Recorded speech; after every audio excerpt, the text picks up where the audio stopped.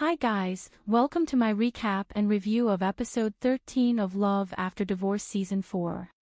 Harim and Ricky met up with her friend. Her friend asked all the right questions and we were able to find out how Ricky really felt, all thanks to her. He likes Harim a lot and would like to move to Seattle to live together with her.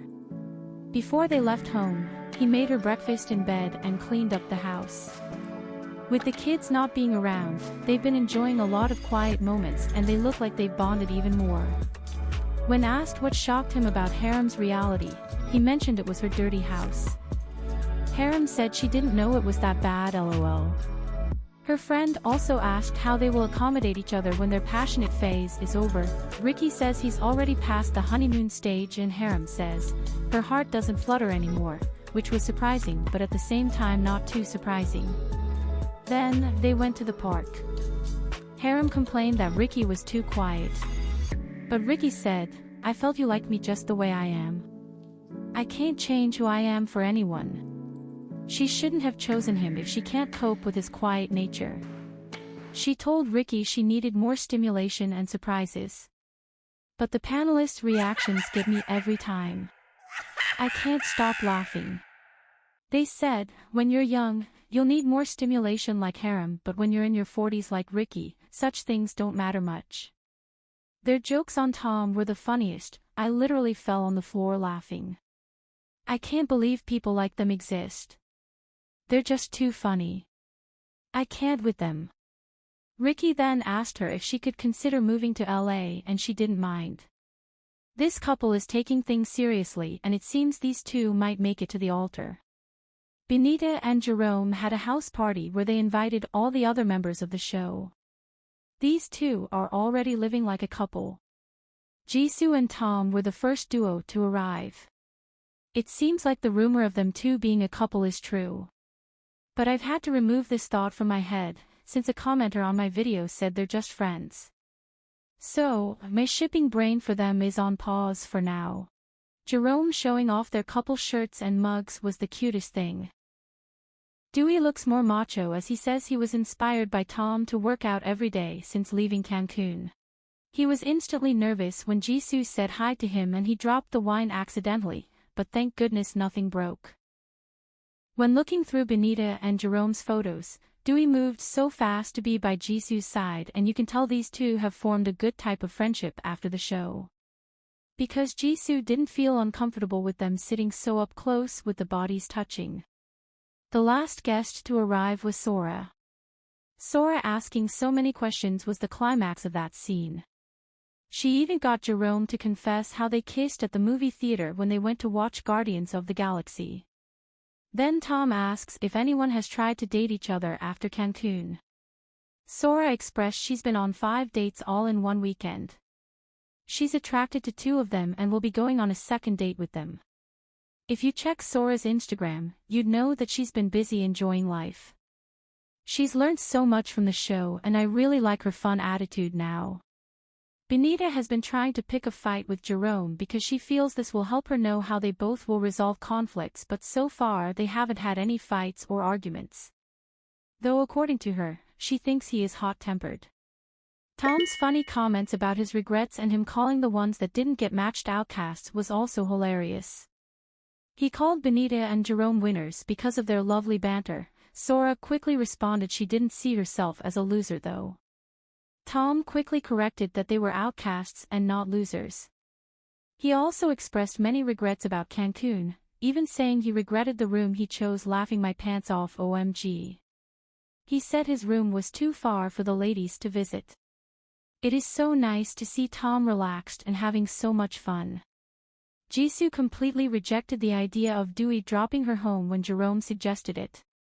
The way she shook her hand rigorously showed she didn't want to give anyone false hopes. Good for her but sad for Dewey who seemed like he was still hopeful. After the guests left, Jerome and Benita cuddle in bed while discussing who will wash the dishes. It was so sweet. This couple gives me so much positive energy. Jimi and Heejin were so lovey-dovey when they woke up in the morning. They even had on matching PJs. These two are definitely sticking together no matter what. Jimi bought all the things Heejin told him her parents liked because they'll be visiting them at the house. Him wearing that apron was just too funny. I can't describe it. After her parents arrived, the first thing her dad did was to call him his daughter's boyfriend and shake his hand. Her parents both look very young. Her mom is so beautiful, OMG. Jimi had a rough start with the grill but eventually got the food ready. While the couple were in the kitchen working on the food, her dad shared that from first impression, Jimi wasn't handsome, then her mom said their connection is what really counts. The man was goofy as hell. Heejin's dad had a barrage of jokes with no limits. I'm in love with him, LOL.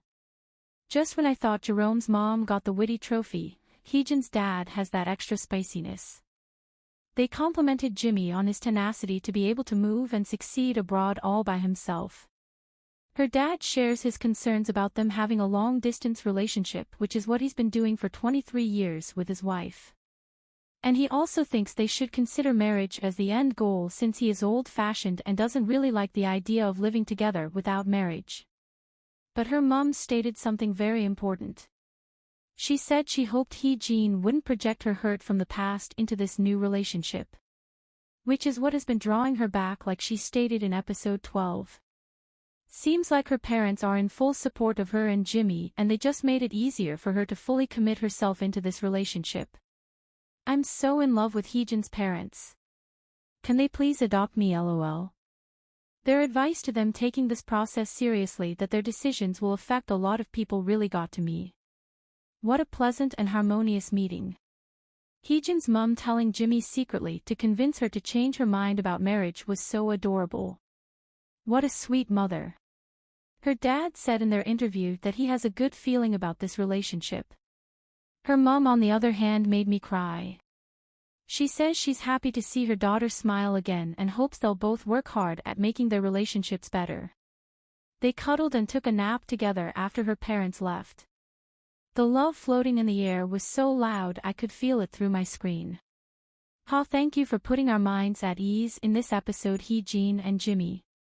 Jerome and Benita bickering about food for their camping trip was too funny to watch. Jerome bought a small cooler because he wanted to pack light food, but Benita needed her jar of peaches in that cooler regardless of how much Jerome objected. That was their first fight and it was cute. Jerome prepared a surprise corn dish for Benita, which is why he kept complaining she purchased too much food. Benita was a little upset about his complaint, but they seemed fine before getting to the camping site. But setting up the tent was another big highlight of this episode. Their bickering, confusion and back and forth was too funny, and that moment when Jerome walked off and stuck that flower in his cap was so unexpected and hilarious. Actually, in this episode, all the couples seem like they all will choose each other in the end. This episode was filled with so much sweetness and positivity. I hope the next one will give all the couples a happy ending. Thanks for watching. Please hit the subscribe button and like the video. What are your thoughts on this episode? Share your ideas in the comments.